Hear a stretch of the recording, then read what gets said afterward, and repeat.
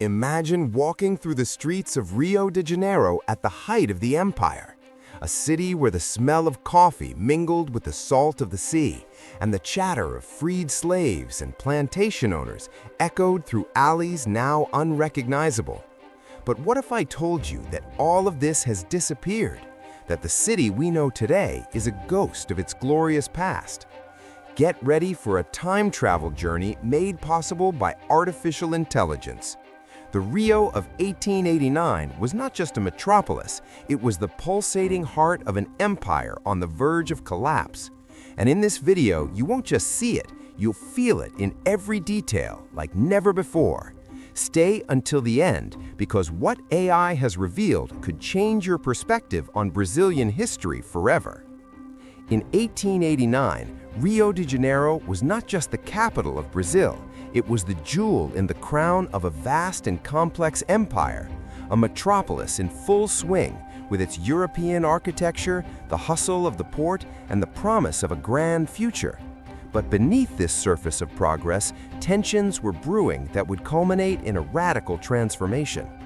We're talking about a Rio that few of us have ever seen, a Rio that existed only in the pages of old books and faded photographs.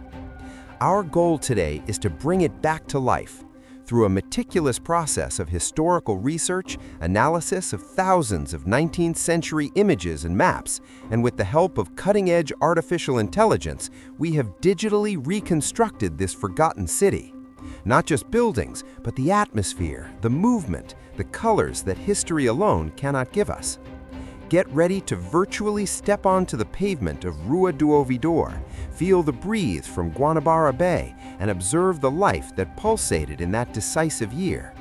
What makes this recreation so special is the precision with which AI translated historical data into an immersive visual experience.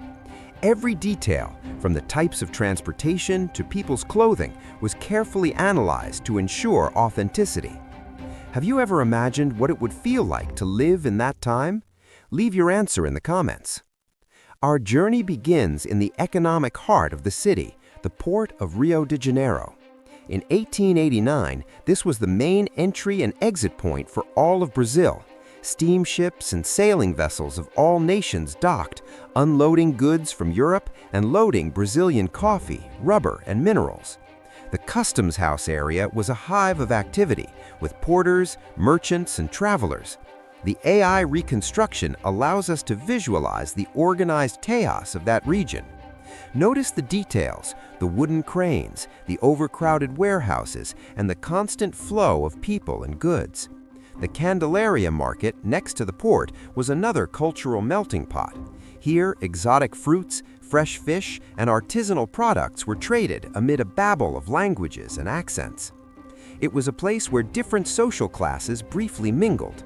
AI managed to recreate the complexity of these interactions, the natural lighting, and the contrast between the shadows of the buildings and the sunlight on the water. It's as if we could smell the sea, the coal, and the spices. The importance of the port to the empire cannot be underestimated. It was the artery through which the wealth that sustained the crown flowed, and AI gives us a window into that reality. What impresses you most about this scene of intense activity? Moving from the commercial bustle, we arrive at the centers of imperial power. The Paço Imperial, which you see reconstructed here, was more than a building, it was the symbol of the monarchy. Located in Praça 15, it was the site of grand receptions, balls, and crucial political decisions. The colonial architecture, with its balconies and Rococo details, exuded pomp and tradition. Our AI lenses allow us to appreciate the grandeur of its facade, the cobblestone streets around it, and the presence of carriages and horses, the vehicles of the era. Meanwhile, the Catet Palace, although not the official residence of Emperor Dom Pedro II, was already an imposing structure belonging to a coffee baron. In short time, it would become the epicenter of the Republic. The AI reconstruction shows us its neoclassical architecture, the well-kept gardens, and the opulence synonymous with the elite of the time. It's fascinating to think that while the monarchy clung to the Paso Imperial, the Republican future was already being quietly shaped in other spheres of society. And AI captures this duality, this imminent transition. Can you perceive the difference in atmosphere between these two places just by observing the reconstruction? The streets of Rio in 1889 were a spectacle in themselves. There were no cars, but carriages, donkey-drawn trams, and a multitude of pedestrians. Rua do Ouvidor, for example, was the epicenter of social and cultural life. Bookstores, confectionaries, fashion shops, and cafes lined up, attracting high society and curious. Our AI reconstruction allows us to observe the richness of details in the shop windows, the gas lighting, and the buzz of conversations. The people, reconstructed based on descriptions and photos of the era, wore corsets, hats, and formal attire. It was a time of great social contrast. While the rich paraded, porters, street vendors, and workers filled the gaps, each with their role in the great machinery of the city. The abolition of slavery, which occurred just 1 year earlier in 1888, was already beginning to redefine social dynamics, although the marks of slavery were still visible. AI strove to reproduce the diversity, but also the subtle segregation that existed. It's as if the city was breathing, with its social classes, tensions, and beauties. What detail do you think AI captured most faithfully about everyday life? Amid the urban agitation, Rio de Janeiro in 1889 also offered refuges of beauty and tranquility. The Passeio Público, the first public park in the Americas, was a place for elegant strolls and social encounters. With its iron gates, statues, and fountains, it was a green oasis in the heart of the city. Our AI reconstruction highlights the exuberance of the tropical flora, the winding paths, and the use of the space as a lung for the metropolis. It was a place to see and be seen, to court and to appreciate nature. Another icon was the Botanical Garden, though farther away, already a research center and a natural spectacle. AI allows us to glimpse the richness of its botanical collection, with majestic imperial palms and inviting trails. These spaces were vital for the health and leisure of the population, offering a counterpoint to the density of commercial and residential areas.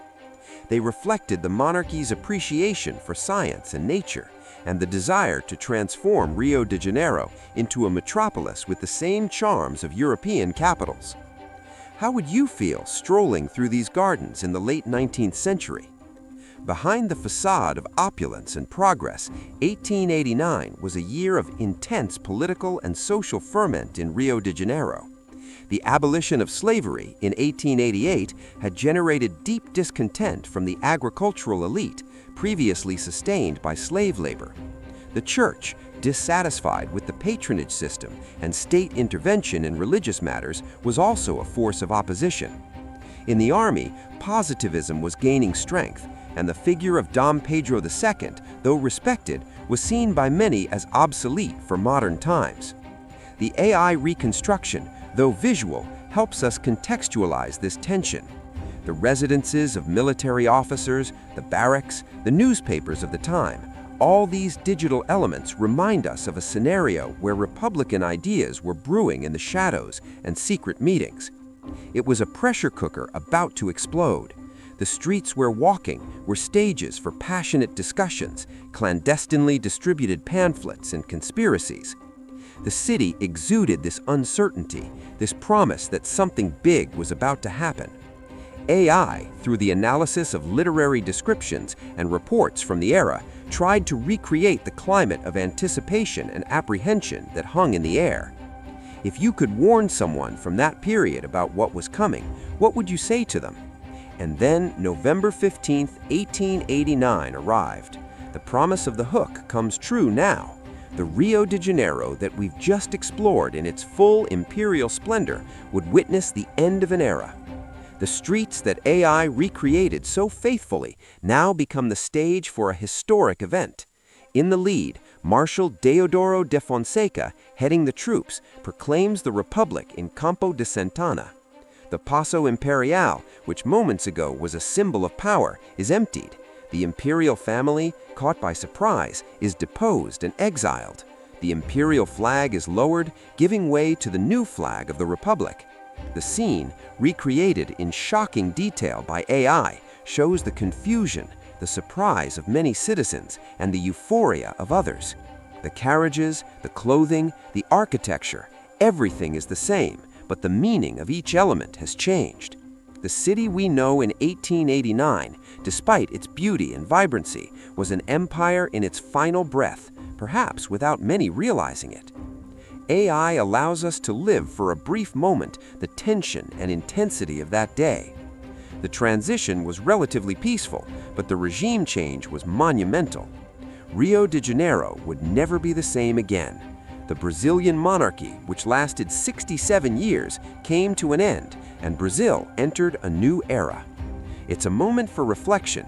How can a city that seemed so stable change so drastically in a single day? So what